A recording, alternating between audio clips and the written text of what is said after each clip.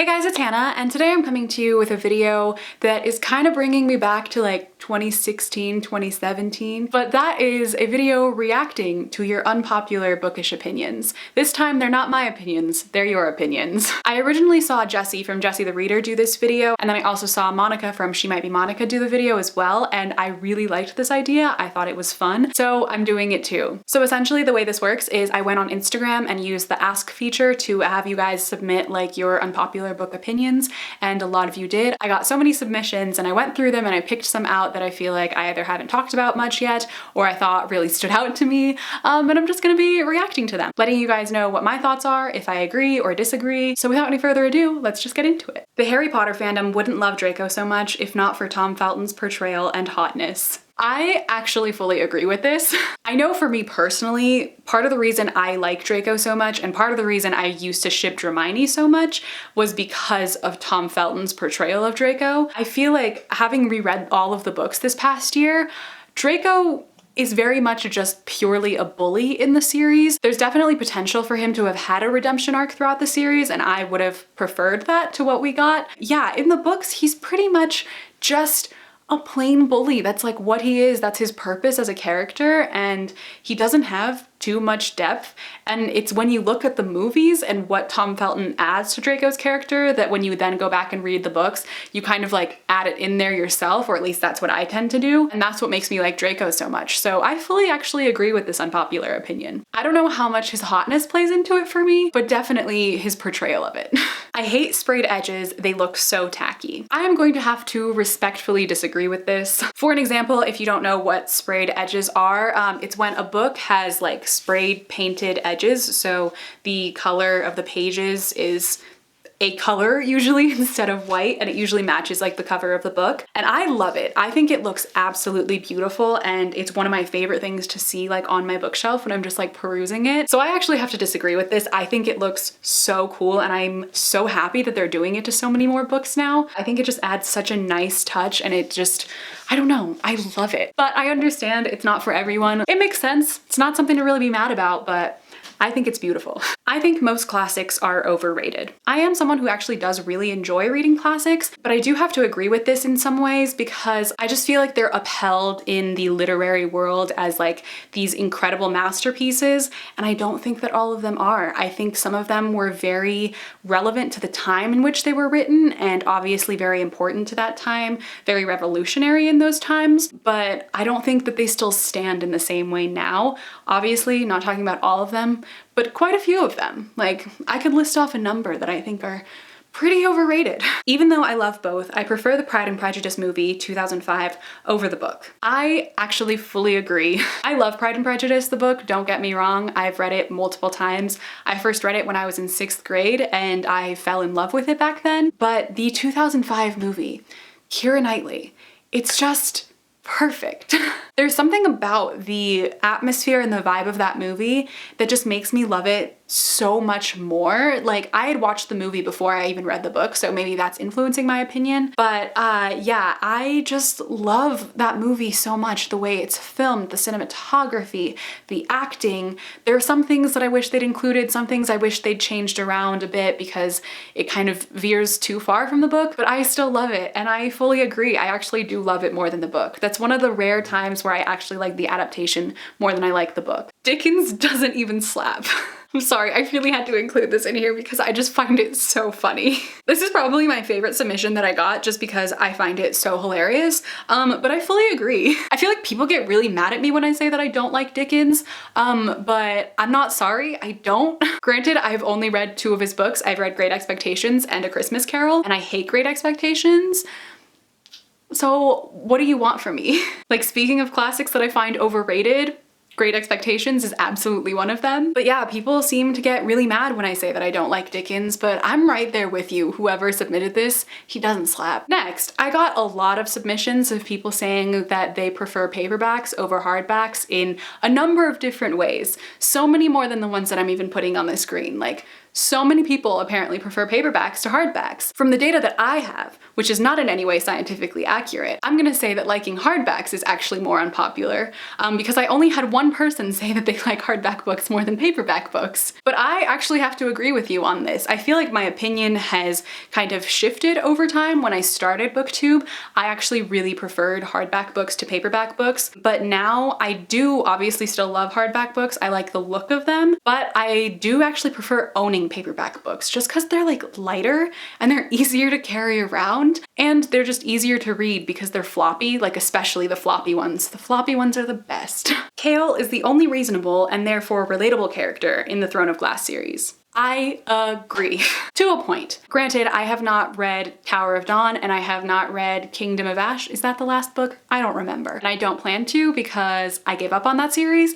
But from the books that I have read, the first 5, I don't even know, too many. Kale, especially in the first 3 books, was so much better than literally every other character. And then he was ruined, and then I didn't like him anymore. So like, I agree, especially in like the first 2 books. But then like after that, I would say Manon is pretty reasonable, but I don't know how much she deteriorates in like the last 2 books. So like, I trust your judgment if you've read all of them and you're still saying that Kale is the best one.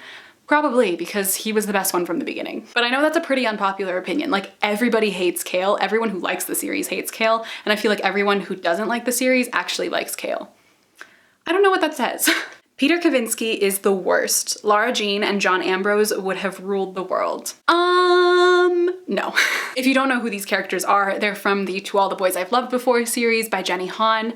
But yeah, no. Don't get me wrong, I do love John Ambrose, but Lara Jean and Peter Kay are perfect for each other and always have been and always will be. So sorry, Zoe, love you, but no. Owning more than one copy of a favorite book is ultimately meaningless. I feel like this opinion was coming at me personally.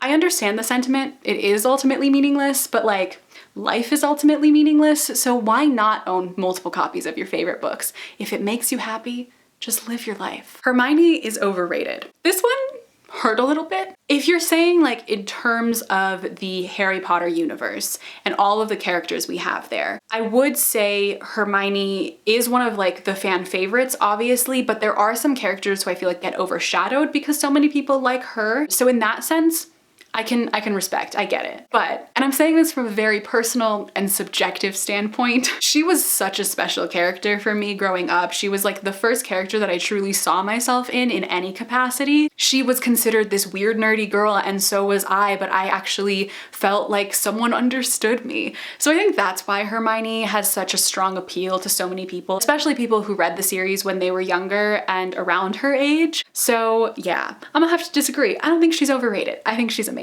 Keeping on theme with Harry Potter is not as good as everyone thinks. It just makes you feel nostalgic. I will always say that Harry Potter is incredible and amazing and fantastic and my favorite series of all time because it is that for me. But I will fully agree that a huge part of how much I love this series, I wouldn't say like all of it or even most of it, at least half of it is the nostalgia that I feel around the series. I'm not saying this is true for everyone, but this is definitely my personal experience. Having reread the series so many times now, and especially this like last reread through this year, having to read the series for school instead of reading it just for me, made the experience actually pretty different. And I feel like it gave me a different perspective on it. And I realized that like, when I'm just looking at the series as like an objective book series, it has a lot more flaws than I think I allow myself to see sometimes because I have that nostalgia kind of clouding my vision. So much of what the series is for me is what it has meant to me and what it's done for me. And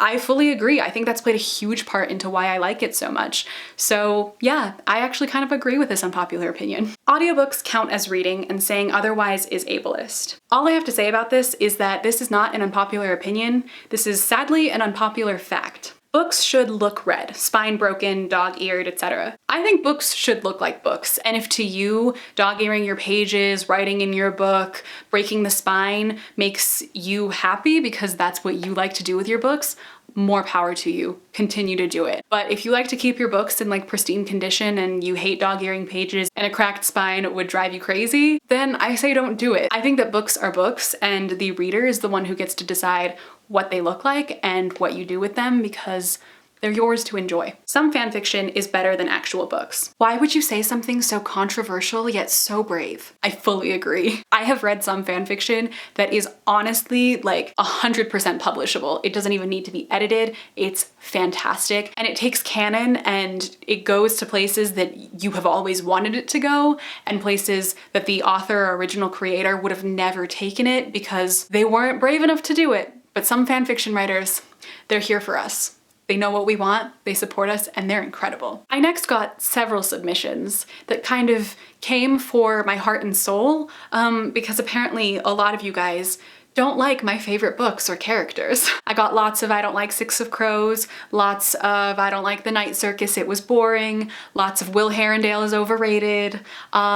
Yeah, so I cried a little. Obviously, I'm just kidding. It doesn't really hurt me, but that's what's so great about reading. The fact that we can all have different opinions on these books and someone's favorite book could be someone's least favorite book and someone's least favorite book could be someone else's favorite book. I love that. I love that you guys are also willing and open enough with me to tell me that you don't like my favorite books.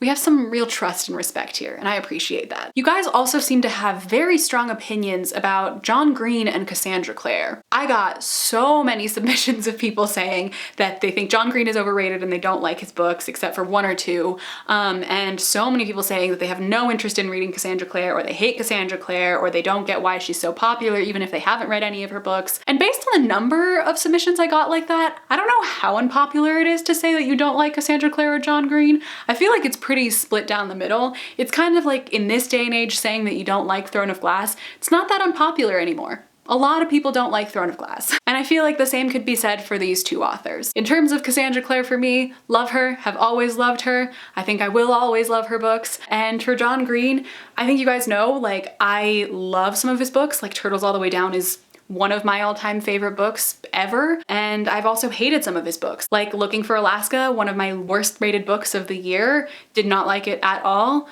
but yeah, there you have it. Sometimes it goes both ways. But yeah, I don't know how unpopular it is to say that you don't like John Green or Cassie Clare anymore. I feel like a lot of people don't like either of them. Bella Swan was a strong female character. That was really hard to say with a straight face. I'm going to have to firmly disagree with you. As someone who is currently rereading Twilight, I am realizing how utterly detestable Bella is as a character. And the reason that I would firmly disagree with you on this point is that her only, and I mean only, motivation in life is to get with Edward. She has no hobbies, she has no interests except Edward, which I guess you could say is kind of something that drives her. So she does have drive. So I don't really know how you could say that someone whose only motivation in life is to get with this vampire because she's a hormonal teenager. I don't know how you could call her a strong female character. I don't even think she has enough personality traits developed to be considered like a weak character. Like she just exists and that's about it. But yeah, can't stand her, and the only strong thing about her is how strongly I dislike her. All right, so there you all have it. That is it for all of your unpopular book opinions that I am going to be reacting to today. I had a lot of fun filming this. Thank you all so much for submitting your opinions. I really appreciated that. And like I said earlier, thank you for being like honest enough with me to tell me that you don't like my favorite books. That weirdly means a lot to me. But yeah, I had such a good time with this. But I hope you all enjoyed watching this. Let me know in the comments down below if you have any more unpopular bookish opinions that you want to let me know about.